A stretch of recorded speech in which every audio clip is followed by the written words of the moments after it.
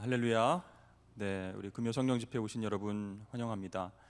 이제 위드 코로나가 선포가 되었고 또 우리가 회복에 대한 기대를 가지고 또 예배하며 또 모이게 되었습니다. 하나님께서 우리 기도의 자리에 우리 많은 성도들 보내주셔서 이제는 이 자리가 가득 차고 넘쳐서 하나님께 함께 영광 올려드리는 귀한 자리가 될 수 있기를 주의 이름 축복합니다.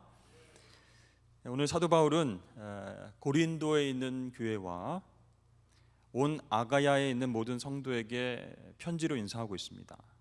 어떻게요? 은혜와 평강이 있기를 원하노라, 이렇게 인사하죠. 이 시간 저도 예배당에 나온 성도님들과 또 영상으로 예배하시는 모든 성도들에게 똑같이 인사를 드립니다. 하나님 아버지와 주 예수 그리스도로부터 은혜와 평강이 여러분에게 임하기를 원합니다. 특별히 바울은 오늘 말씀해 보니까 고린도 교회라고 하지 않고 고린도에 있는 하나님의 교회, 이렇게 말합니다. 왜 이렇게 표현했을까요? 고린도 교회 안에는 굉장히 많은 문제들이 발생했죠. 또 분란도 일어나고 서로 다투기도 했습니다. 그럼에도 불구하고 그 교회는 하나님께 속한 하나님의 교회였기 때문에 인간이 그 교회를 좌지우지할 수 없다는 것을 말하고 있는 것입니다. 그래서 고린도 교회라는 표현 대신 하나님의 교회, 고린도에 있는 하나님의 교회라고 그렇게 이야기했던 것입니다. 그렇습니다. 여러분, 코로나가 아무리 우리 교인들을 예배당으로 나오지 못하게 하고 또 공동체성이 약해지는 그런 상황이 있다 할지라도 이 교회는 하나님의 교회인 줄로 믿습니다. 전염병과 우리들의 연약함과 게을름과 또 사탄의 방해가 있을지라도 하나님의 교회는 하나님께서 지키십니다. 그런 의미에서 저는 부산 도초에 흩어져 있는 우리 성도들, 산성교회 성도들, 하나님의 교회 성도들에게 주님의 은혜와 평강이 임하기를 축복하면서 인사를 드립니다. 여러분, 하나님께서 우리 교회, 우리 가정, 또 우리 개인 주인 되실 때에 바로 하나님의 교회, 하나님의 가정, 나의 하나님이 되셔서 우리를 다스릴 줄로 믿습니다. 그렇게 여러분, 하나님께서 우리 삶의 주인 되심을 항상 인식하면서 그분의 은혜를 찬양하시는 저와 여러분 되실 수 있기를 바랍니다. 자, 오늘 바울은요, 특별히 고린도 교회 아가야에 있는 성도들에게 어떤 하나님을 소개합니까? 위로의 하나님을 소개하면서 그 하나님을 꼭 좀 만나기를 권면하고 있습니다. 하나님의 여러 가지 성품들 가운데서 오늘은 위로의 하나님에 대해서 바울이 어떻게 이야기하고 있는지 또 우리가 살펴보고 함께 위로의 하나님을 만날 수 있기를 원합니다. 여러분들은 위로를 받을 때 어떤 분들에게 위로를 받기를 원하십니까? 가까운 친구가 위로해 주는 것도 좋다라는 생각을 하시는 분도 있고, 또 존경하고 평소에 또 흠모하는 인생의 선배나 어르신들께 위로를 받으면 참 좋다, 이렇게 얘기하시는 분도 있을 것입니다. 다 귀한 일입니다. 그런데요, 정말 나한테 위로가 될 때는 어떤 때인가?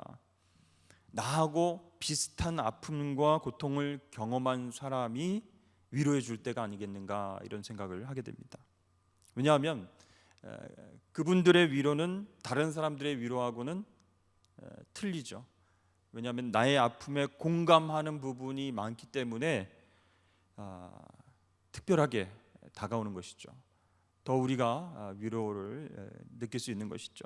그래서 나도 너무 힘들었어, 나도 그렇게 똑같은 아픔을 당했었어, 지금 많이 힘들지? 근데 괜찮아질 거야, 기운 내, 이렇게 한마디를 해주면, 비슷한 고난과 아픔을 경험한 사람이 이렇게 한마디를 해주면 큰 울림으로 다가오는 것이죠. 그래서 정말로 쓰라린 그 마음에 반창고를 탁 붙인 듯이 평안해지면서 이렇게 눈물이 흐르게 되는 것입니다. 욥기에 보면요, 욥의 친구들이 욥을 위로하기 위해서 찾아왔습니다. 근데 욥이 어떻게 됐죠? 하루 만에 자녀 10명과 재산을 모두 잃어버리고 또 건강이 악화됐습니다. 머리부터 발끝까지 악성 종양이 나서 욥을 고통스럽게 만들었습니다. 근데 욥의 친구들이 위로해 주기 위해서 왔는데 그들이 하는 말이 위로가 안 됐습니다. 왜냐하면 욥의 고통을 피상적으로 바라봤기 때문입니다. 자기들도 똑같은 고통을 경험해 본 적이 없었기 때문이었죠. 그래서 그 고통의 원인은 욥이 저지른 악행 때문에 왔다라고 세 명이 똑같이 그렇게 이야기를 합니다. 그렇게 자기네들이 가르쳐주고 해답을 제시하는 것이 욥을 위로하고 욥을 새롭게 만들어주는 길이라고 굳게 믿고 있었죠. 그런데요, 욥은 이 세 명의 친구들 때문에 더 상처를 받게 됩니다. 진정한 위로가 아니었기 때문이었죠.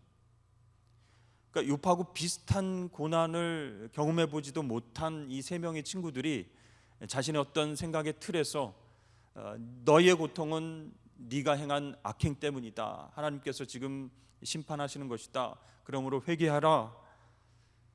이렇게 경쟁적으로 욥에게 조언을 해줍니다. 처음에는 조언 차원이었는데 점점 가다가 비난과 정죄가 되어버리는 것이죠. 결국 이 욥의 세 친구들의 위로는 사람을 살리는 위로가 아니라 사람을 죽이는 정죄가 되었습니다. 이렇게 정말 믿었던 친구들도 그들의 위로도 한계가 있다는 것이죠. 그럼 여러분, 우리에게 있어서 최고의 위로자는 누구일까요? 바로 우리의 아픔과 고통을 이미 경험하신 분, 바로 예수 그리스도이신 줄로 믿습니다. 물론 사랑하는 가족과 친구들의 위로도 우리에게 도움을 줄 수 있습니다. 그러나 그것보다 궁극적인 회복을 주실 수 있는 분은 주님뿐이에요. 우리를 창조하시고 우리를 잘 아시고 우리의 고통과 아픔을 이미 경험하신 예수 그리스도만이 우리에게 진정한 위로를 주실 수 있습니다. 그래서 우리가 너무 힘들어서 고통 가운데 울면서 기도하면 주님께서 우리 생각을 통해서 응답하실 때가 있어요. 내가 너를 잘 알고 있다. 내가 너의 아픔도 헤아리고 있다. 내가 너와 함께하겠다. 인내하라. 이런 음성을 들으면요, 그때부터 상황이 확 변해진 건 아니지만 마음의 위로를 받고 새 힘이 나는 것이죠. 오늘 본문 말씀에 위로라는 말이 여러 번 반복되어서 나옵니다. 원어로 보면 파라클레시스 이렇게 되어 있는데요, 문자적으로 보면 옆에서 부름, 그런 뜻입니다. 근데 이와 비슷한 말이 있습니다. 파라클레토스. 여러분 보혜사 들어보셨죠? 바로 성령님을 파라클레토스라고 합니다. 옆에서 도와주시는 분, 옆에서 상담해 주시는 분, 헬퍼, 성령님을 그렇게 부릅니다. 그러니까 하나님의 위로는 어디서 있다는 거예요? 우리 옆에서, 가까운 곳에서 이루어진다라는 것입니다. 이 땅에서, 현실에서 멀리 떨어진 곳에서 하나님 하늘 보좌에서 우리를 불쌍히 여기시고 가끔 한마디를 던져주시는 것이 아니라 우리 마음속에서 가장 가까운 곳에서 우리의 고통과 아픔을 공감하시면서 말씀하시는 분이 바로 우리 주님이십니다. 그래서 우리 주님의 위로는요, 강력한 능력이 되는 것이죠. 한 젊은 커플이 만나서 서로 사랑하게 됐고 또 결혼해서 가정을 이루게 됐습니다. 신실한 신앙 때문에 주위 사람들도 칭찬하는 그런 커플이었어요. 그리고 하나님께서 그 가정 가운데 생명을 주셔서 10달 후에 귀한 자녀가 태어나게 됐습니다. 그런데 이 아이가 태어나서 너무 기쁘고 감사한 그런 나날도 잠시 시간이 갈수록 이 아이의 건강이 좋지 않게 됐습니다. 막 고열이 막 며칠 동안 일어나고 호흡곤란이 일어나서 병원 가서 생명의 위기를 몇 번이나 넘겼습니다. 근데 안타까운 것은 그 이후에 후유증으로 그 아이가 정신지체아가 되었습니다. 평범한 삶을 살지 못하는 그런 아기가 된 것이죠. 이 부부는 날마다 아이를 품고 하나님 앞에 기도하면서 울었습니다. 그러나 그 가정 가운데 이 아이가 정상적으로 회복되는 기적은 일어나지 않았어요. 이 아내는 아이를 하루 종일 돌보느라고 파김치가 되었습니다. 그냥 건강하고 정상적인 아이를 키우는 것도 어려운데 몸과 정신이 힘드니까 이 아이를 하루 종일 돌보는 것이 너무나 힘이 들었죠. 남편은 직장에서 열심히 일하고 퇴근해서 집에 들어오면 쉴 수 없었습니다. 아내를 대신해서 이 아이를 또 돌봐야 했기 때문이죠. 그러니까 매일매일 이 부부가 아이 때문에 눈물을 흘리면서 가슴 아파했습니다. 그래서 아이 대신에 부모인 우리가 대신 아프면 안 되겠습니까? 하나님 제발 좀 고쳐주십시오. 이렇게 열심히 기도했지만 현실은 변하지 않았습니다.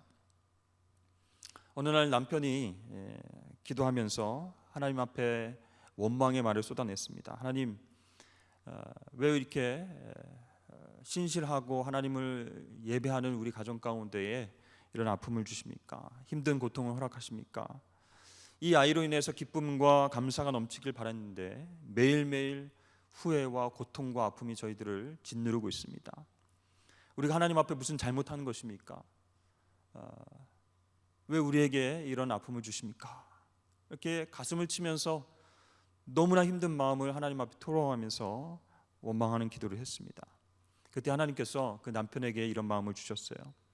너희 부부가 아니면 이 아이를 품고 사랑해 줄 사람이 없어서 너에게 허락했다. 나는 너희를 위해서 십자가 위에서 모든 피와 눈물을 다 쏟아냈다. 내가 너희의 고통과 아픔을 잘 알고 있다. 내가 너희 옆에서 너희와 함께 하겠다. 이 남편이요 그렇게 원망하면서 하나님 앞에 기도했는데 이러한 주님의 음성을 들었을 때 놀랍게도 그 마음이 풀어졌습니다. 그 기도 이후에 완전히 삶이 달라진 거예요. 이제 부부는 기쁨과 감사함으로 그 자녀를 키우게 되었습니다. 기도 가운데 들려주신 그 주님의 위로의 말씀이 완전히 그들의 삶을 회복시킨 것이죠. 5절 말씀에 보면 그리스도의 고난이 우리에게 넘친 것 같이 우리가 받는 위로도 그리스도로 말미암아 넘치는도다. 아멘. 이렇게 말씀합니다. 그렇습니다. 우리의 고난과 회복 사이에는 누가 계세요? 바로 위로의 예수님이 계시는 줄로 믿습니다. 그분이 멀리 계셔서 정말 안 들리는 소리로 그렇게 말씀하시는 것이 아니라 바로 우리 곁에서 말씀해 주실 때 그 위로가 진짜가 되는 것입니다. 그것이 소망이 되는 거예요. 우리가 정말 극복할 수 없을 것 같았던 그 고난을 이기는 힘이 되는 줄로 믿습니다. 근데 여기서 중요한 것은요, 우리가 받는 고난이 어떤 종류의 고난인가 하는 것이죠. 우리의 고난이 예수님의 위로하심을 받기 위해서는 우리가 욕심과 죄 때문에 겪는 고난이 아니라 복음 때문에, 진리 때문에, 예수님 때문에 받는 고난이어야 합니다. 또 하나님 사랑과 이웃 사랑을 실천할 때 받는 고난이어야 한다는 것이죠. 예를 들어서 내가 잘못해서, 내가 범죄해서, 내가 실수해서 나의 욕망과 죄성으로 인해서 받게 되는 그런 고난이라고 한다면 회개를 먼저 해야 됩니다. 하나님 위로해 주십시오 이게 아니라 먼저 하나님 앞에 회개해야 돼요. 회개하지 않고 하나님께서 위로해 주시길 바라는 건 안 된다는 것이죠. 그래서 제일 먼저 우선순위가 하나님 앞에 나의 죄성과 욕심으로 인해서 고난을 받고 있다면 회개해야 되고, 진짜 회개가 이루어지면 그때의 하나님의 위로가 우리에게 임한다는 것이죠. 그러나 나의 죄와 나의 연약함과 욕심으로 인한 고통도 하나님 탓으로 돌려서 하나님을 원망하고 무조건적으로 회복시켜달라는 그런 막무가내 기도, 그 기도를 통해서는 우리는 진정한 위로를 경험할 수 없다는 것이죠.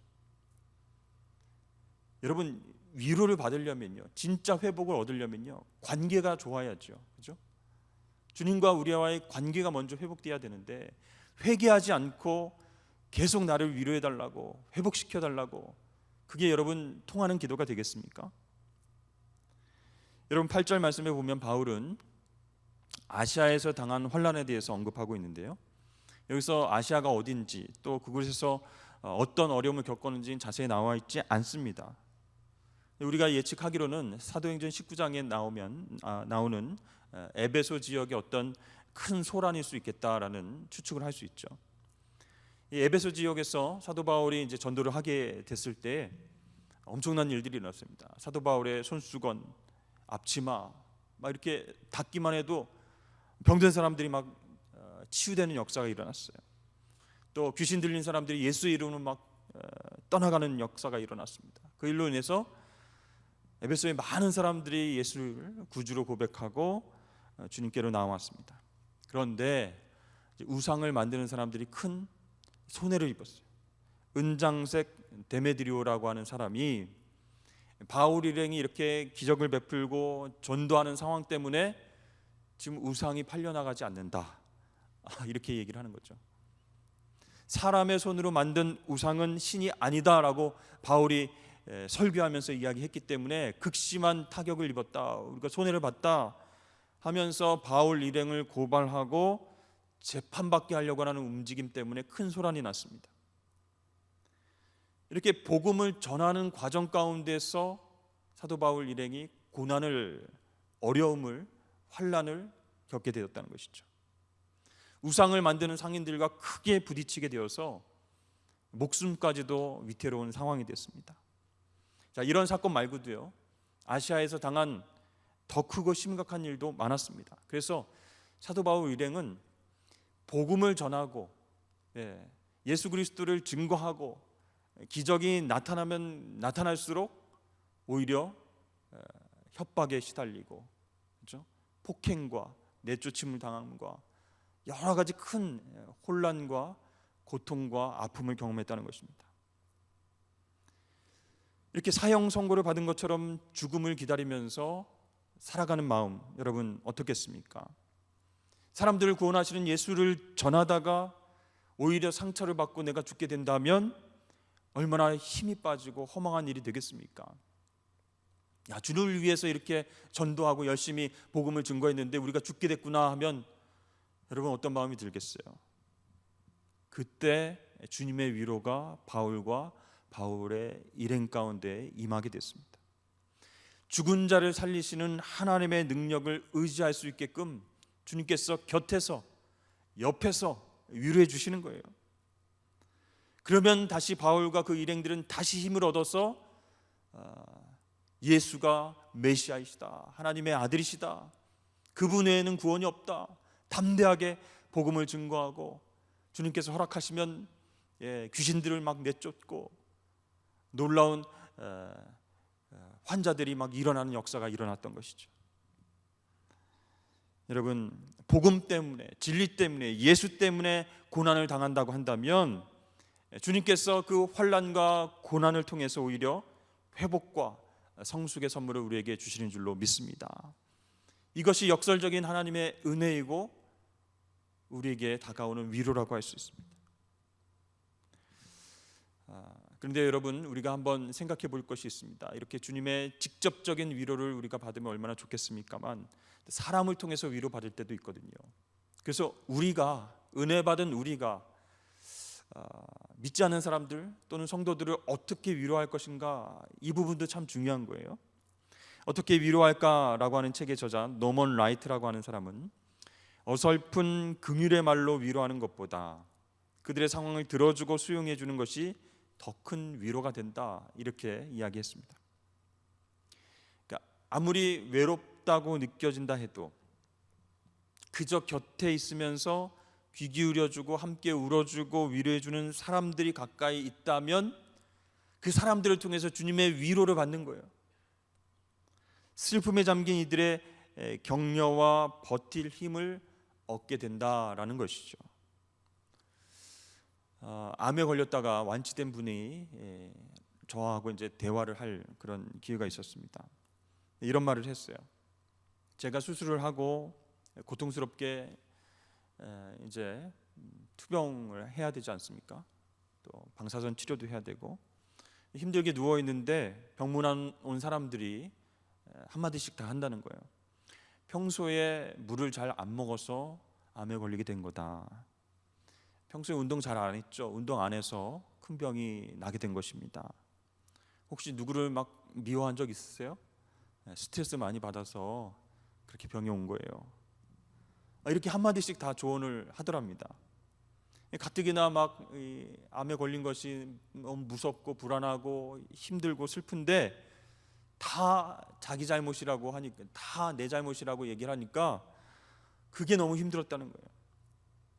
그러면서 목사님 제발 사람들이 와서 내 앞에 와서 다친 김에 쉬는 것이 하나님의 뜻이다 이렇게 말하지 않았으면 좋겠습니다. 뭔가 하나님이 교훈할 것이 있어서 주신 병이다 이런 말 좀 안 했으면 좋겠습니다. 저도 잘 아니까 하나님 앞에 기도하고 있는데 올 때마다 사람들이 그렇게 얘기를 하니까 너무 힘들다는 거예요. 그저 위로만 해줬으면 좋겠어요. 이런 얘기를 하는 것이죠.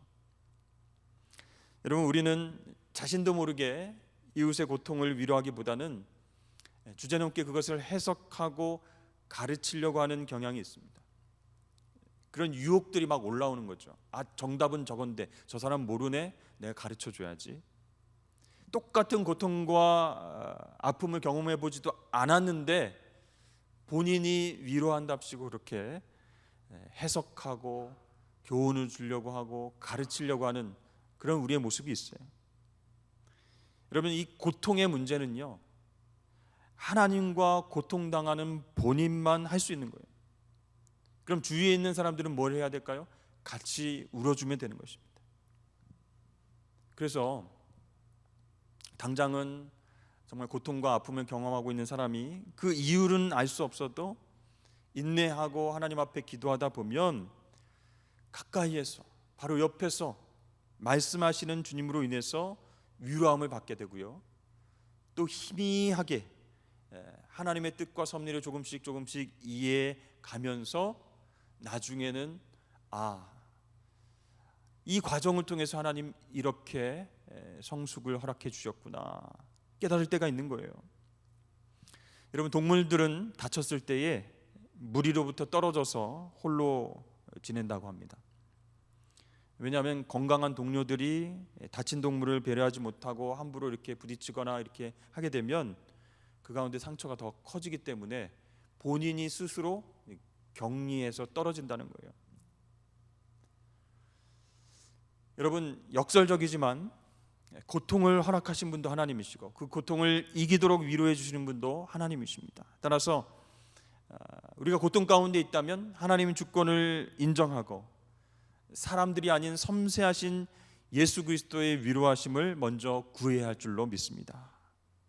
그래서 여러분, 힘들고 어려운 일이 있다면 먼저 내 곁에서 위로해 주시는 주님의 음성을 먼저 들어야 되는 겁니다.